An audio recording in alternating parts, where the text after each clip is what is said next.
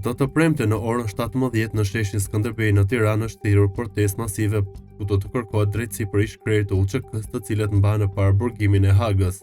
Presidenti i Kosovës Vjosa Osmani ka dalë në mbështetje të protestës. Në një konferencë për mediat, Osmani theksoi se lufta e ushtrisë kombëtare të Kosovës ka qenë e drejtë. E mbështet të protesta ashtu siç ka mbështetur çdo protestë që është thirrur për drejtësi. Qytetarët e Kosovës dhe më gjerë nuk kanë kërkuar kurrë asgjë tjetër përveç drejtësisë së vërtetë dhe respektimit të parimeve më të larta të mbrojtjes së të drejtave të njerëzit. Drejtësia e cila respekton parimet më të larta të mbrojtjes së të drejtave të njerëzit dhe siç e dini Kosova më konkretisht ish-krerët që tani përballen në Hag, pikërisht sepse kanë pasur besim në drejtësi, janë paraqitur para saj.